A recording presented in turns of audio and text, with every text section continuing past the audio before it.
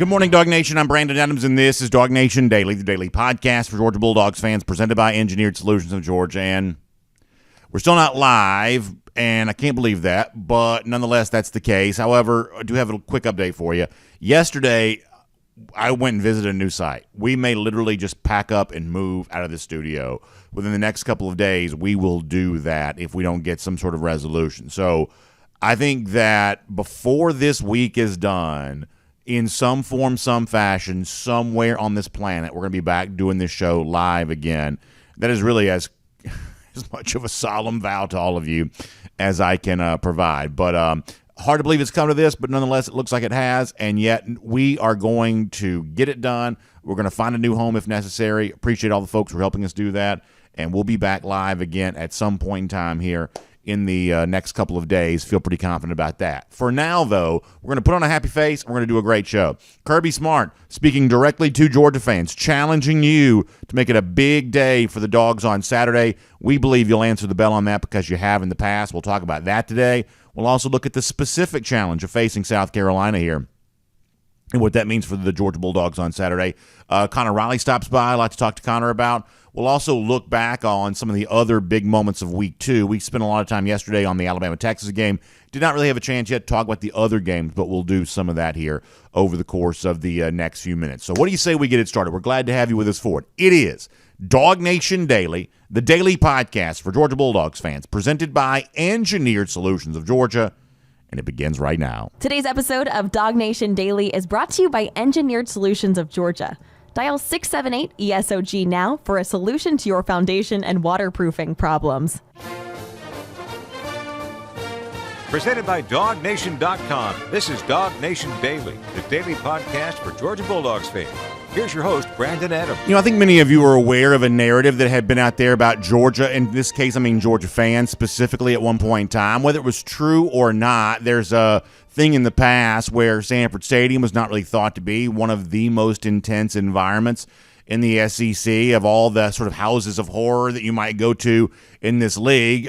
Playing Georgia between the hedges was not necessarily thought to be one of those for whatever reason. Whether it was true or not, I think you would join me in saying that that narrative has existed. But what has been incredibly fun over the course of the last couple of years is watching the ways in which that narrative has been completely dismantled and totally destroyed. And all of a sudden, Georgia, who kind of across the board wants to be the elite college football program, best offense, best defense, winning all the championships, being the best in recruiting, kind of the best across the board, not really sacrificing anything, not being willing to concede anything in the race for supremacy in college football. Right there along with that, you can put Georgia and its fans there as well, where Georgia fans now expect to create an atmosphere inside Sanford Stadium that's just as intense as it would be anywhere else. So whatever the truth has been about, you know, Georgia and what the fans have been and whatever else, whatever the truth has been in the past, the reality is now that if you ever could say that in the past,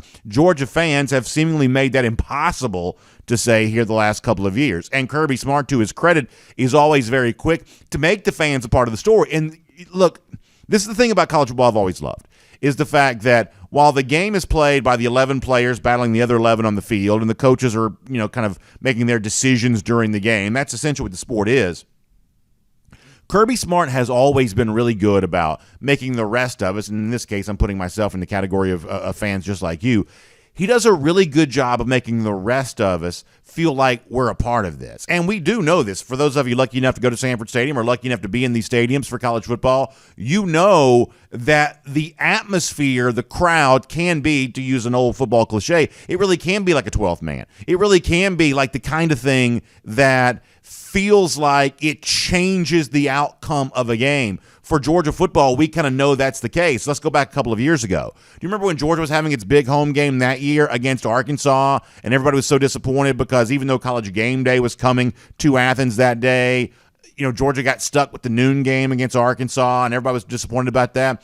But Kirby Smart kind of stepped up and challenged Georgia fans to make it the best noon game atmosphere of all time, to make a loud crowd experience the likes of which a 12 p.m. start had never quite seen before, I should say. That's what Kirby Smart had challenged Georgia fans to do. In fact, let me go back a couple of years ago, give you a reminder of that. And this is one of those things, kind of has some of the press conference typing noise. You sometimes hear that. But nonetheless, you get Kirby Smart and the message that he's sending here. He spoke directly to Georgia fans 2 years ago and said, hey, I want you to be elite in Sanford Stadium for that game against Arkansas. This is what Kirby Smart said way back then.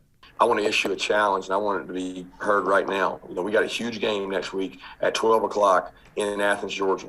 And everybody wants our team to be elite, and I want our team to be elite, and we've thrown that word around. So when we talk about our fan base, being elite, we want to be there early and show up better than we ever have. We want to be loud, which is the L, louder than we ever have. We want to be super intense, because the players are going to be intense. We need the fans to be intense. The toughness that we're going to show, we need our fan base to show. And the last thing is elite. So if our fans will be elite, we'll have an opportunity to put on a heck of a show at 12 o'clock in Sanford Stadium next week. And how much of a show was it? How elite were UGA fans? Well, perhaps the sideline broadcast for ESPN that day, Holly Rose, said it best. This is around that time that there was the block punt in the end zone. Zamir White got a chance to recover that, became a touchdown. Holly Rose talking about how loud that was, Georgia fans against Arkansas that day. One of the great moments in recent Sanford Stadium history. Holly Rose told the story on ESPN. This is what she said.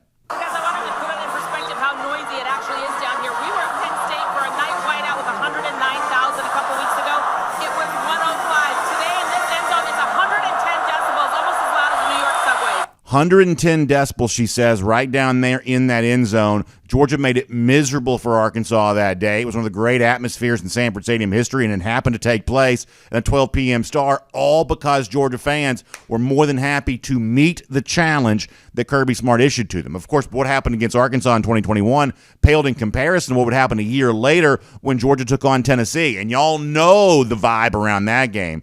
Tennessee former quarterback Eric Ainge on the radio shooting off his mouth about how Georgia fans couldn't do this and Georgia fans couldn't do that. But once again, with the eyes of the nation between, looking on Sanford Stadium, being between the hedges, that big battle between Georgia and mighty number 1 ranked Tennessee. Do you remember all the vibe around that? Once again, Kirby Smart challenged Georgia fans to be at their best. It's just kind of fun to go back and relive this, what Kirby Smart wanted to see from fans that day. This was Kirby Smart's challenge prior to the game against Tennessee last year. Our guys are excited and looking forward to a top matchup in Sanford Stadium. I know our fan base will be loud and proud. I want to challenge our fan base to be, everybody talks about the Notre Dame game, but we want it to be louder than that. We want them to be there earlier than that. We had some great matchups last year here at home, and I thought they really affected the game each time we had a big matchup. So we'll need them again and need them to be ready to go. You know how it was. It was false start over and over and over again for Tennessee there that day. It was a total annihilation by Georgia of Tennessee. The fans played a huge role in it. In fact, you don't have to just listen to me tell you that. Josh Heupel himself, defeated, dejected, disappointed Josh Heupel, the Tennessee coach, in the post-game press conference. He stood there and told the world that, his team did not handle the Georgia crowd. The Georgia crowd got the best of the Tennessee Vols last year. Here is Heupel in his own words. I didn't think all in all we handled the noise very well. That's false starts. It's being in sync, communication up front. At the end of the day, that hurt us, certainly early in the football game and then at times throughout the course of it. So what Josh Heupel is saying there is not only did we get beat by Georgia during the game, we got beat by Georgia fans there as well. And, y'all, that is why Kirby Smart issues those types of challenges. He said after the Arkansas game in 2021 that he credited the fans themselves with creating 10 points for Georgia, that he said the Georgia crowd was responsible for 10 points in that game. The easy win that Georgia got against a highly ranked Arkansas team that day, Kirby Smart said our crowd gave us 10 points along the way to that victory. Josh Heupel right there says, we didn't handle the crowd very well. We were competing against Georgia fans on Saturday, and they won that competition. That's why Kirby Smart pushes Georgia fans to create these atmospheres that are as loud as they are in these last couple of years for the big SEC games that Georgia plays, which sets the stage for Saturday. Many of you already know about this. But there was another challenge by Kirby Smart delivered yesterday to Georgia fans to be at their best for 3:30 on Saturday in the SEC opener for Georgia when South Carolina comes to call. Now, all of this is sort of set up. I actually sort of feel sorry for the guy on this because I don't think he meant any of this, but it's kind of turned into whatever it is. And listen to the SEC, you use whatever you can to your advantage. South Carolina's got a defensive lineman named Tonka Hemingway, and Hemingway was asked a relatively innocuous question at SEC Media Days about the toughest environments to play in the SEC. Hemingway didn't say anything about Georgia. In fact, he didn't really mention Georgia at all. But it was the absence of Georgia in the discussion of toughest environments in the SEC that I guess is apparently going to be used as fuel for the game on Saturday, and I'm here for it. I say use whatever you can at your disposal. Kirby Smart was more than happy to do that on Saturday. This is really fun stuff, and I think it makes what's already expecting to be a really fun day in Athens on Saturday that much more fun and entertaining. This is the exchange that Smart had with a reporter during yesterday's press conference, kind of setting the stage for what's going to be an awesome scene on Saturday. Here's Kirby. I know SEC Media Days, Tonka Hemingway was asked about some of the toughest stadiums he played in, and Georgia wasn't on that list. How important or how just good to see Sanford being one of the toughest places to play around not only the SEC but the NCAA? Yeah, I'm expecting it to be that. People want to question whether our fans are elite. We'll find out Saturday, right? Sounds like Tonka called them out. So maybe we need to use Tonka for motivation and let him be the one that spurns our group to come out there at 3:30 and be really loud and fired up. So I certainly hope our fan base will be there. They've answered the bell every single time. I don't know why they wouldn't now. That is a diabolical move by Kirby Smart. Poor Tonka Hemingway. I mean, all these, for those of you who know, back in July, SEC Media Days, it's all kinds of questions, sort of surveys type questions like that of, hey, who's the toughest player you played against? Or where's the toughest place you have to play? And the players just want to get out of there, right? It's like they don't know. They're just saying whatever and trying to move on. He didn't say anything bad about Georgia, but he didn't say anything good about Georgia fans. And so in this particular case, Kirby Smart's grabbing hold of this to say, hey, Tonka Hemingway, he called you guys out. Are you going to be elite on Saturday? And once again, I say, I'm all here for that. Whatever you need to do to get ready to be, frothing in the mouth and ready to go here. I told you this last November. Before the Tennessee game, I was going to troll with all the stuff being said by Tennessee. I wanted people as mad and angry as they possibly could be going to that stadium. And honestly, we saw how that turned out. Georgia fans showed some teeth. And that was a miserable place to be if you were wearing orange. Typically, wearing orange is miserable, but it was a miserable place for those wearing orange on that particular day. And by the way, that's before the rain came. But you get the point here on this. And so now Kirby Smart's just simply taking the same page of, yeah, I'm going to troll you. I'm going to take this Tonka Hemingway quote. I'm going to spin it in such a way to get you guys fired up and ready to go because that's how bad we need you on Saturday. And just to wrap up this topic here for a moment, I think it also kind of dovetails back to what we were saying yesterday about how important this game is for Georgia. This is the game the last couple of years when I believe that Georgia has looked as much like a national champion as any game that it played. Georgia absolutely throttled South Carolina on the road a year ago, beat them very badly in Athens the year before that, really demonstrating the national championship level that Georgia was playing at. I believe Georgia's going to do that again on Saturday. I've told you before, I believe that Georgia's largest margin of victory to date this season takes place this weekend. And I believe that Georgia sends a message that for all the chatter about Deion in Colorado, and you understand where that comes from, or Florida State, and you understand where that comes from, or Texas, and you understand where that comes from, for all the chatter that exists about other programs right now, I think Georgia has a chance on Saturday to send a reminder that this is a team that is still by far and away the best team in college football. And the fans get a chance to be a part of that story too. That not only does Georgia have the best team, it also plays in the toughest stadium with the best fans and the most incredible environment possible. That Georgia right now is tops across the board in everything, fans included. On Saturday, DawgNation UGA fans have a chance to send that message, and you better believe they'll be ready to do just that. My name's Brandon Adams, and this is DawgNation Daily, the daily podcast for Georgia Bulldogs fans. We're presented today by Engineered Solutions of Georgia, and we're happy to have you with us, no matter how you get to us live on video, normally live. We're going to be live again here very soon. I gave a message to our video audience about that before our show began today, but we'll be back live again in the next couple of days at least. I'm 100% sure about that. Either way, we're just glad to have you checking in across all platforms. Radio, of course, with our friends on 960 The Ref. Podcasts all over the place. Really, really happy to have you here. And a big thanks to our friends at Engineered Solutions of Georgia who make it all possible.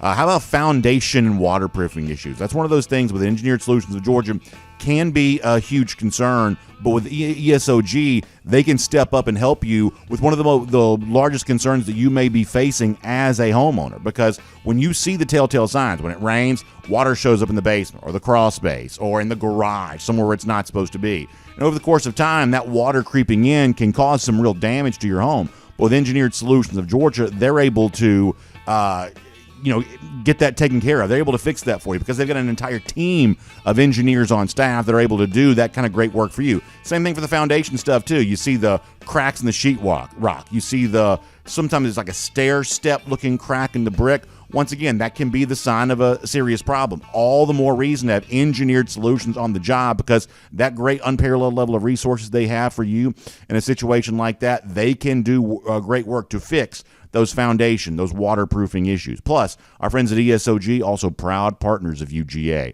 Really fun to do business with those that support the Dogs, and they've been longtime friends of ours here on DawgNation Daily there as well. We are so thankful to have a great company like this who's been partnered with us for such a long time. So our invitation to you is to reach out. Give them a call today. That's 678-ESOG now. That's 678-ESOG now. Engineered Solutions of Georgia, a great company to deal with when you're facing foundation waterproofing issues. Make sure you reach out to our friends at Engineered Solutions of Georgia today. 678-ESOG now. Make sure you check out Engineered Solutions of Georgia. Let me also give you a quick note here on our DawgNation invasion. Many of you have actually reached out to tell me this. You kind of told me this first. I told you yesterday this was likely true, and it is. That DawgNation invasion is sold out. DawgNation invasion on the Tennessee River. Speaking of Tennessee, we talked about them a moment ago. DawgNation invasion on the Tennessee River is sold out, but we do have a little bit of a waiting list situation here. So if you go to DawgNation.com, where you're going to buy the tickets to begin with, and you didn't get a chance to get yours, or you wanted more, or something like that, if you'll go there to DawgNation.com, where our DawgNation Invasion of the Tennessee River tab is, you can click into that, you can get on the waiting list, and if more stuff becomes available, you'll be kind of sort of first come, first serve on that list there. You'll have a chance to kind of be covered on all of that. So go to DawgNation.com, click in that. You can be on the list, the waiting list, to be a part of the DawgNation invasion on the Tennessee River if there are more space available. I know we want to get as many people on board as we can, but it's just simply a matter of, how much room can you make, how many tickets can you truly kind of squeeze into there before the boat starts to sink. In that particular case, we'll get all that figured out. But if you'll get on the waiting list, you'll have the first opportunity to get any extra inventory if we are able to make that available. Now, before we bring on Connor Riley, talk some Georgia football here today, let's get ready to go around the DawgHouse. And I want to focus more on this South Carolina game just for a moment. And I mentioned SEC Media Days a second ago. Let me go back to July here for a quick moment to kind of set the stage for this particular game on Saturday. That one of the things that Kirby Smart, when he was asked, hey, what's an area you'd like to see your team improve? And the premise of the question is, you won 2 national championships. Is there any area in which you need to improve? Where do you want to see your team get better? And Smart gave a very specific answer to that question. He says, I want to see our team play better pass defense in kind of the biggest games that we play. And the context there is second half against LSU in the SEC championship, certainly the entire game against Ohio State, where admittedly the Buckeyes had a lot of offensive success, that Kirby said, hey, we can defend the pass better in the best games we play, the biggest games we play against the best opponents that we face. We have a chance to improve our pass defense here this season. Now, I think Saturday is a pretty interesting test and all of that. Obviously, Georgia is a huge, heavy favorite in the game, and I've said before, my expectation is that Georgia probably throttles South Carolina much the same way it has the last couple of years. But that doesn't mean that South Carolina doesn't provide an interesting challenge for Georgia. I do think that Spencer Rattler right now is one of the best quarterbacks in the SEC. I think his experience matters. You go back and look in late last season, some of the stuff they were able to do offensively, and you're led to believe what the ceiling can be for this Gamecocks offense. And so if you want to kind of judge where Georgia is here right now, how they handle an offense like the one led by Rattler at quarterback, it's a new offensive coordinator, of course. That's Dowell Loggins, kind of in that role here for the Gamecocks here this year. But nonetheless, if you want to judge where this Georgia pass defense is right now, injury to Javon Bullard's a factor in all that, of course. A little bit of an ongoing competition at cornerback, a part of that discussion too. But if you want to evaluate where this team is, facing a quarterback like Spencer Rattler is a pretty good measuring stick on all of that. And so yesterday when Kirby Smart was talking about the game, he talked about Rattler, what this offense for South Carolina can do around him, and the challenge that presents to Georgia right now. This is what Kirby Smart said about that. Yeah, we've got to be prepared. It's not just Rattler, it's the weapons he has around him. They've got an elite group of wideouts and even tight ends that they use, and he makes a lot of plays, and they got guys that can play the ball down the field. I mean, the explosive plays they've made in the last, 4 to 5 games of theirs is pretty special, pretty elite, and a lot of them are down the field throws, so we will have to play that part well.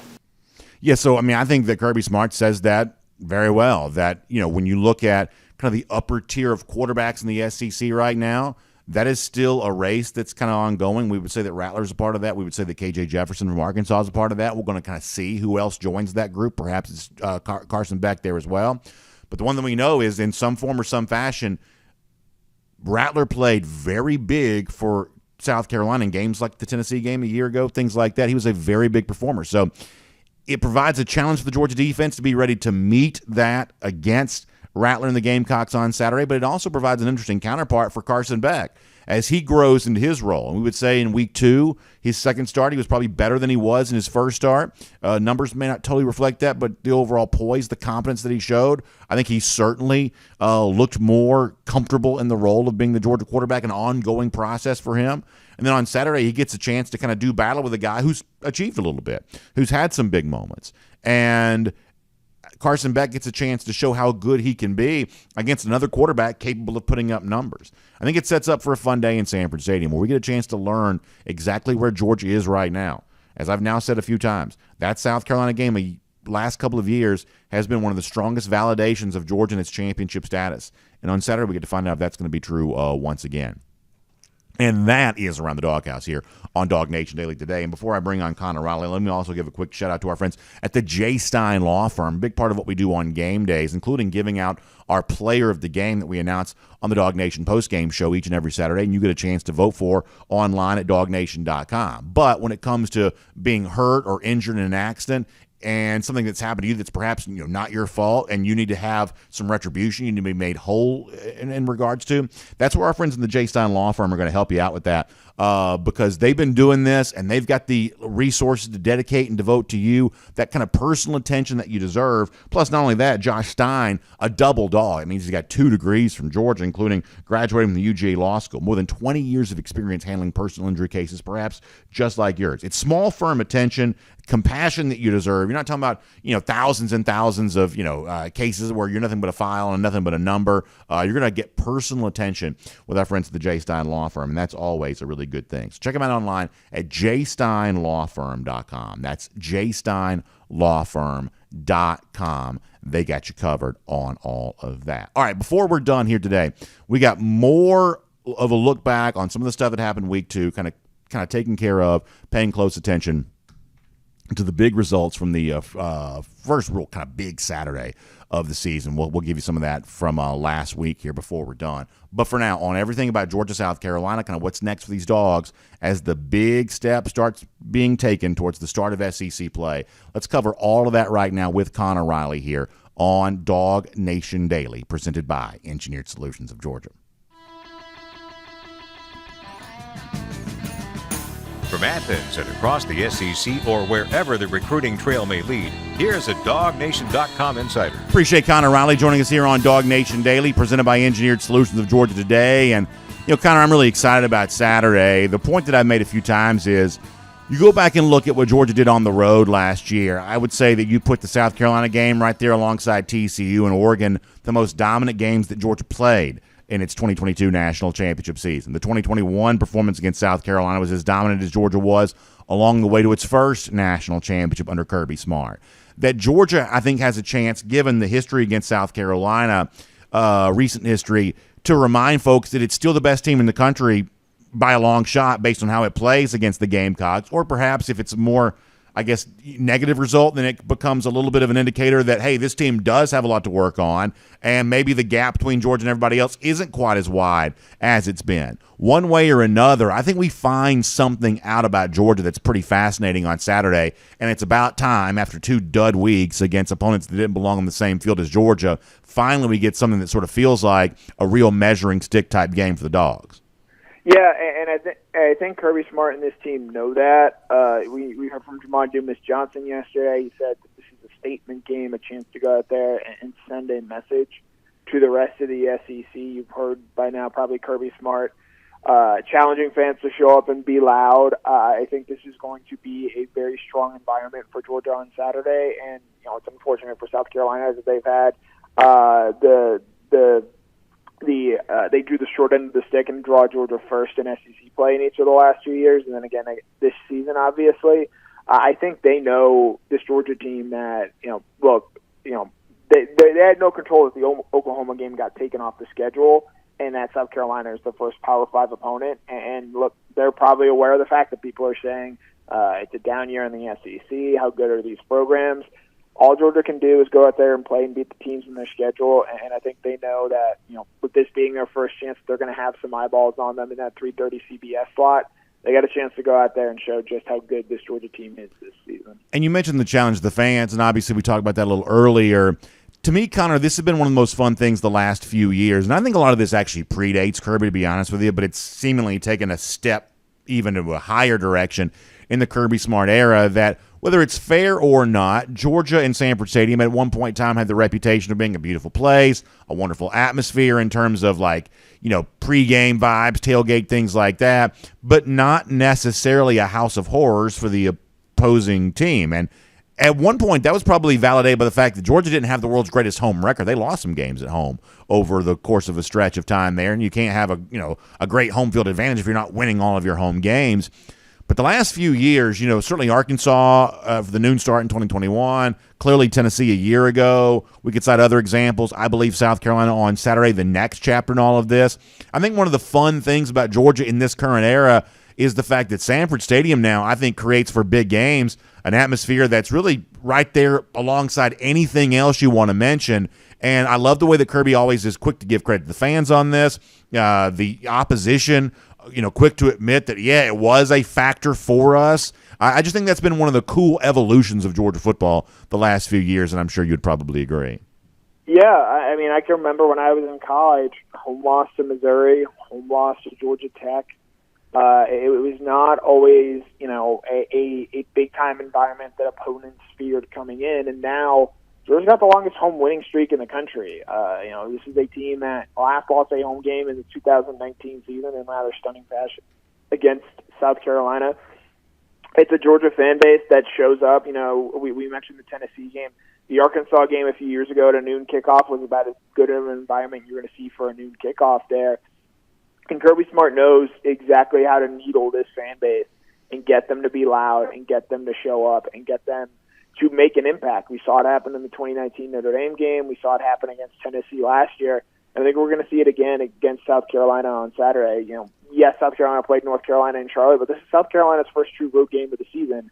And I think the Georgia fans are going to go out there and show them just how much of a difference they can make in this game. And yes, Georgia being the best team in the country certainly plays a factor in the fact that they have the longest winning streak in college football. I think the fans absolutely deserve some credit for that accomplishment as well. I think the presence of Spencer Rattler is interesting in this game because while I think you and I have kind of always had a little bit of a disagreement about how good Rattler can be, I think at his best he's okay. I think you're a little bit more skeptical of him than that. But I think his presence in this game is interesting for a couple of reasons. A, it's a chance for Georgia to kind of demonstrate some real sound pass defense, something it did not necessarily do late last season.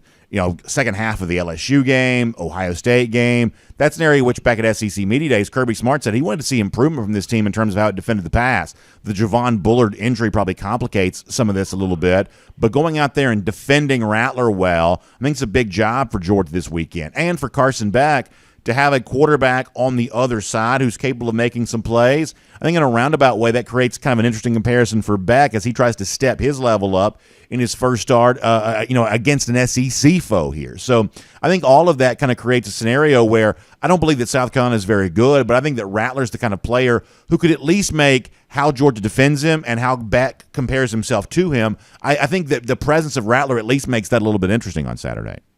Yeah, I'll say this. Spencer Rattler's impressed me with the improvements that he's made in this season.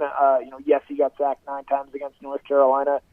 Honestly, that could have been like 15 if it weren't for him, and I thought he came out and played really well in that game. And so this is the first real test that this Georgia secondary is going to see. Darren Everett, I think, has improved from game 1 to game 2. He's going to be your starting corner opposite Kamani Lassiter. We're recording this on a Tuesday. I'm no doctor. I'm not even looking at the ankle. But if I had to guess, Javon Bullard probably not going to go this weekend. So look for, I'm really interested in seeing how Malachi Starks played. I had a story go up on him this morning. He has been Georgia's best defensive player through the first 2 games. And based on what Kirby Smart had to say, he's still got room to get better. And I think you're going to get a chance to see that on Saturday. I also want to give a shout-out to Tyke Smith here. I think he's been awesome playing in that star role, being an impactful defender there. And so while, yes, there might be some concern with no Javon Bullard against South Carolina, this secondary knows that they got to go out and atone for some of the sins that were committed at the end of the 2022 season, as you point out there. And I think they know that with South Carolina, Spencer Rattler, Xavier Leggett, Juice Wells, this is a talented passing offense. And if they get the chance, to stand back there and make some throws, they're going to be able to hit on some of them. So the secondary knows that, if the Georgia pass rush for whatever reason doesn't get home against the poor South Carolina offensive line, then they're going to have a chance to really show what they're able to do here early in the season. I'm glad you mentioned your story on Malachi Starks because I thought that Starks was one of my big takeaways from Saturday too, and through 2 weeks here. The competition to be kind of the face of the Georgia defense is always going to be an intense one, and before this year is done, I feel like we're going to really hear in a big way from guys like Mikael Williams and others. But for now, I agree with your assessment. I think that Starks has been Georgia's best defensive player through 2 weeks, and with the Bullard injury, perhaps he takes on a more important role here right now. But, Georgia kind of always has that just sort of alpha dog leader in the defense, and it's not always the same position. Sometimes it's a defensive lineman, sometimes it's a linebacker, sometimes it's whatever else. But Starks kind of feels like that guy right now, doesn't he? Yeah, again, Georgia's best players almost always been from that inside linebacker position on the defense. That's been the most impactful player. But, we saw a little bit of a shift in this last year. Chris Smith, I thought, was a really important player for that team in that secondary with the playmaking that he brought there. And with Malachi in these first 2 games, he's playing like Nakobe Dean or Roquan Smith in the sense that he's got the athletic ability to cover every inch of the field while also displaying the intelligence of being able to diagnose things and being able to trick opposing offenses into thinking he's not where he's supposed to be. And so when you combine that intellect with that athletic ability, you have your chance to have a really special player. And I think the difference with Malachi, and granted, yes, it's 2 games, yes, it's against inferior opponents, and you can even point out, Malachi got off to a fast start last season before sort of tailing off. I think the difference between guys like Roquan and guys like Nakobe, we really didn't see them make that level up until their 3rd season at Georgia. Malachi is doing this as a sophomore, and he's got a ton of runway left. He's got a lot, as Kirby Smart laid out, a lot of ways to get better. But the fact that he's already this good as a sophomore, I think should really excite Georgia fans because he continues to improve over the course of the season. From what he brings from an athletic standpoint, it's not out of the question to say he's the most gifted, defensive player to come through Georgia under Kirby Smart. He's still got ways to go to get there and improvements to make, but it's hard not to be really excited about what Georgia has in Malachi Starks right now. I think that's absolutely right. Let me finish with this. One of the kind of subtexts for the Georgia-South Carolina game the last couple of years has kind of always been the perception of the relationship between Kirby Smart and Shane Beamer. Beamer used to work for Kirby Smart. Now they're rivals here in the SEC. It seems like it's kind of an open secret that this relationship may not be a very strong one. There may be a little bit of animosity here. Oftentimes when Kirby Smart kind of has some of that, we get a little bit of an extra juice from him. Maybe some people kind of felt like they saw some of that from the sidelines for Kirby Smart a year ago. How real do you think this is? Because I do believe this is real. There's a little bit of a grudge or rivalry between these 2 gentlemen, these 2 coaches. How real do you think that is, Connor? I absolutely think it's real. I think if you were paying attention to some recruiting battles, the late touchdown pass to Oscar Delp in last year's game was not an accident, given how hard South Carolina went after Delp and maybe what was said in the recruitment there by the South Carolina side. And you look at the comments Shane Beamer has made after the last couple of seasons when Georgia has played and thumped the South Carolina Gamecocks. Shane Beamer has gone viral in both of those post games and been fairly upset after the results of each of those games. And now that's fairly common for what we've seen from Shane. If you recall the hot dog comment from the North Carolina game. However, having said that, I would not, and this is maybe a little bit of a joke, but if we see Kirby Smart handing a hot dog to some people on the Georgia chain gang on Saturday, I don't think that would be a coincidence given what we've seen so far this season. So I don't think these two guys like each other. I think it absolutely adds a little bit to this rivalry, which is going to be changing in these next couple of seasons as Georgia and South Carolina don't play on an annual basis anymore. But, Kirby usually vanquishes the coaches that he doesn't like. Gus Malzahn, Dan Mullen, those guys are no longer coaching in the SEC. The list of coaches that we know Kirby's not a fan of is pretty small, so that Shane Beamer is on it, I think says a little bit about where that relationship is at the moment. Connor, great stuff. Appreciate your time. Look forward to reading plenty more from you there at DawgNation.com. Wonderful coverage from Athens. And, of course, I'll look forward to seeing you back between the hedges on Saturday there as well. And thanks for being here on DawgNation Daily, presented by ESOG today. Yep, as always, it was a pleasure. Let's take a look around the rest of the league. This is SEC Through. Connor, another one of these guys waking up early to be a part of the show with us. I really appreciate that. And I'll say this really quickly about Shane Beamer, and some of y'all won't really like this, but I just want to be honest here. I probably like Shane Beamer more than some of y'all probably do because, and I understand this, it's easy for you to say as a Georgia fan, well, if Kirby Smart doesn't like him, I don't like him either. I totally get that. I think that makes all the sense in the world. But, I do like the way in which Beamer interacts with South Carolina fans. I do think that Beamer has actually been pretty successful there. And I think it's weird. I don't think there's any kind of nefarious thing about this, but I think when you look at Beamer compared to say a Josh Heupel, it seems like Heupel's gotten so much more attention for the little bit of success he's had there at Tennessee. But for the most part, I think that Beamer, for the most part, has been able to match most of that. And yet he hasn't quite gotten the same, level of respect, the same level of attention. I think he's been a pretty good coach at South Carolina. I do kind of like the idea that he's a little bit more accessible. He kind of comes across as a little bit more of a normal dude. And I just want there to be room in college football for kind of normal dude acting coaches where, not everybody, kind of has to be super serious all the time, I don't guess.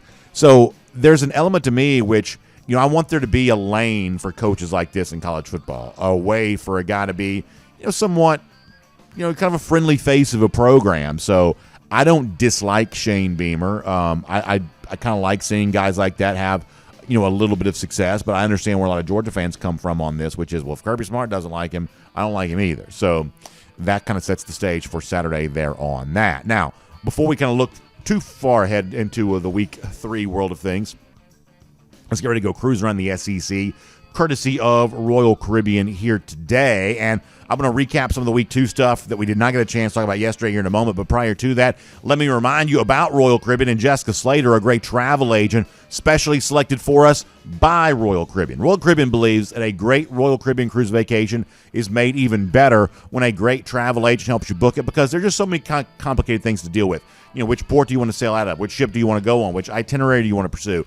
All of that stuff is the kind of thing that a travel agent can help you with, and it doesn't cost you anything extra to use her services. So give Jessica a call, 770-718-9147. That's 770-718-9147. Or email her, jslater@dreamvacations.com. You got 3 big things happening for Royal Caribbean in 2024. The debut of Icon of the Seas. Jessica can tell you about that. The DawgNation cruise in April. You better believe Jessica can get you booked up on that. And, of course, Utopia of the Seas, which I've been talking about, which I personally am probably really excited about because it sails out of what I think of as my home port, Port Canaveral, and it's going to be a brand-new Oasis-class ship specifically designed for those 3- and 4-night sailings, long weekend-type things going out of Port Canaveral. So if you've wanted to experience the grandeur of an Oasis-class ship, but you have not been able to, kind of commit a full week to that, you get a chance to have the best of both worlds for you, perhaps, which is the brand new ship, all the amenities and the special opportunities an Oasis class ship provides,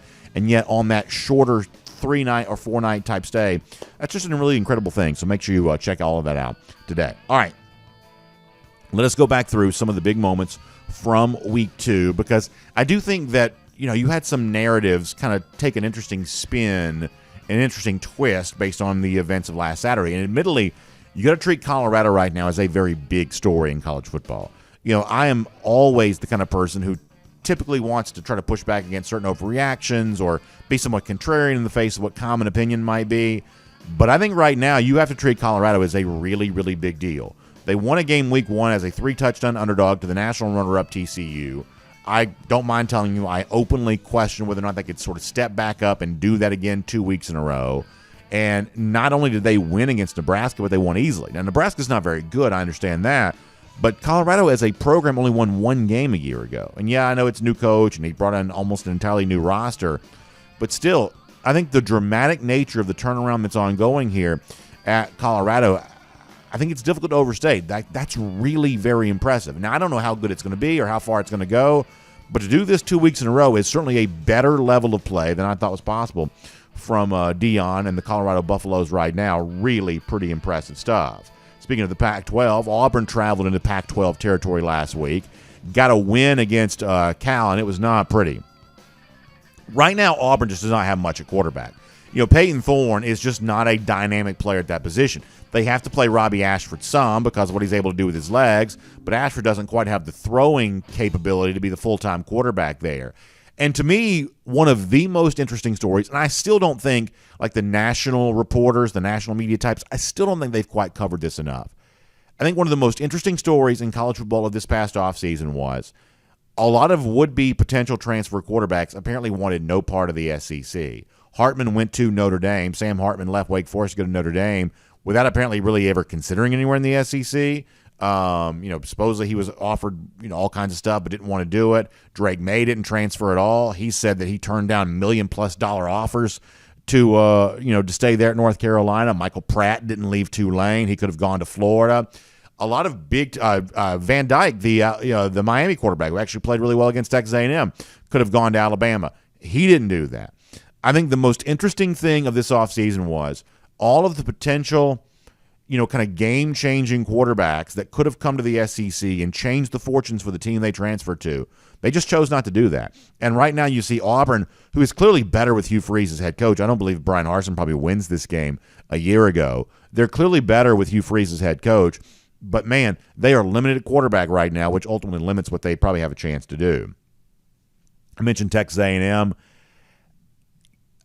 It is just tough to go on the road like that and lose like that to Miami and have any opportunity to sell to your fan base that there is any chance that Jimbo Fisher is ever going to come anywhere near the very high expectations that existed for him when he was hired and paid big bucks to be brought there.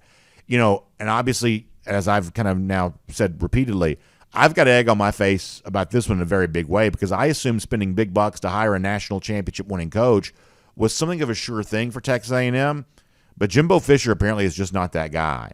And I alluded to this yesterday. The arrival of Texas to the SEC next year, Oklahoma to a certain extent, but especially Texas right now, the arrival of Texas to the SEC, I think creates a situation where every coach, every program has to evaluate its coach and say, are we ready to compete in what's going to be a much tougher SEC?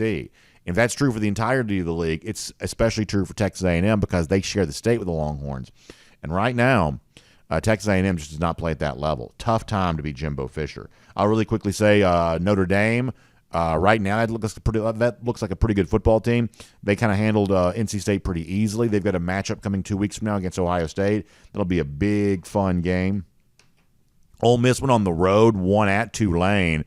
This game, from a margin of victory standpoint, ends up looking a little bit wider than it was throughout the game. Michael Pratt, the Tulane quarterback, didn't play, so perhaps not the greatest performance for Ole Miss, but Jackson Dart made some plays. They got a win on the road. It was the only other top 25 matchup of the day, so Ole Miss stays undefeated there. And I mentioned Oklahoma. Oklahoma kind of quietly struggled a little bit with SMU on Saturday. They probably need to, consider going to their, young freshman quarterback here. Perhaps I don't think that Dylan Gabriel's not going to necessarily lead them where they want to go. But there is a little bit of a gap right now in terms of what Texas is seemingly capable of achieving in its final year of the Big 12, and what Oklahoma is seemingly capable of achieving, at least based on kind of where it seems to be right now.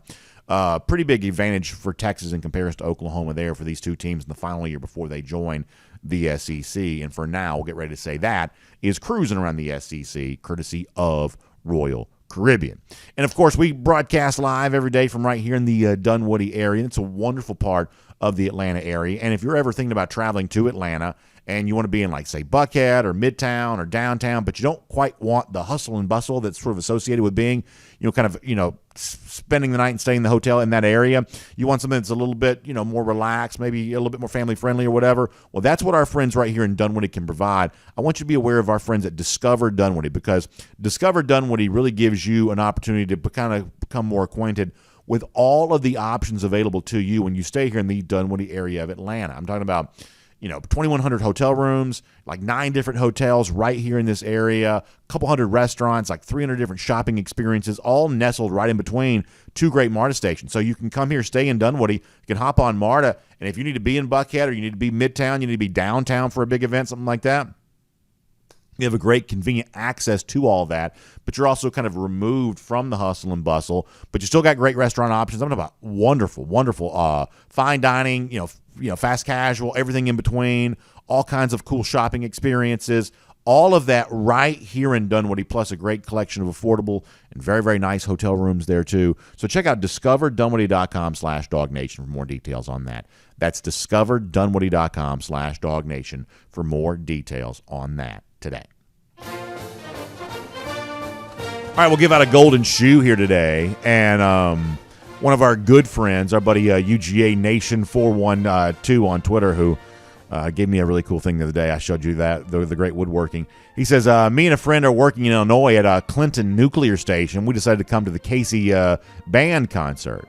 And they have Casey Donahue is the performer here. And they said, and they had the long drink there. So you see our buddy UGA Nation 412 holding up that's the long drink strong. That's 8.5% alcohol by volume. Casey Donahue with the guitar there. So good to see everybody having a good time there on that. And a golden shoe going all the way around to UGA Nation 412 on that. You love to see that. Something else you love to see. How about the lousy stinging Gators taking another beat down at the hands of the Georgia Bulldogs? Talk about who Kirby doesn't like. We know he doesn't like those lousy stinging Gators. Neither do we. 46 days from right now, bad day to be a Gator. We'll see you back here tomorrow, DawgNation Daily, presented by Engineered Solutions of Georgia. And on video time now for the R.S. Andrews Cool Down. R.S. Andrews, the one you turn to for your air conditioning, heating, plumbing, and electric needs. Showing up on time, doing the work that's promised for the price that's promised. You can trust R.S. Andrews and all that today. So gave you a little bit of a word about this to begin the show. I'll do that for you again here right now. We went and visited a new site yesterday that perhaps is just going to become our new studio. We literally may just leave this building and go somewhere else and start broadcasting the show because that may be just our best option. We've had a lot of folks trying to help us and a lot of folks trying to clear a new path for us. I'm frankly tired of talking about this. I'm tired of dealing with this. And what I'm addressing here is our inability to do the show live, at least right now. So what we're going to do is tell you that at some point in time this week, I believe we're doing the show live again.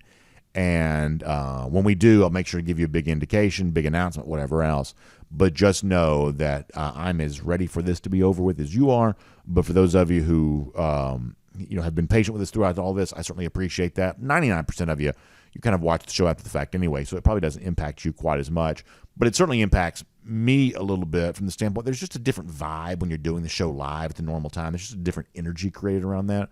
So I'm ready to kind of get back to that again. But I appreciate Connor Riley waking up early to be a part of the show today, Michael Carvel waking up early to come in here and produce it, all the folks who are helping us behind the scenes try to create kind of a new location, new workflow here on all this. I certainly appreciate there as well. So we'll get it figured out. But for now, we will see you back here again tomorrow for our R.S. Andrews Cool Down, then DawgNation Daily, presented by Engineered Solutions of Georgia before that. Y'all have a great day, everybody.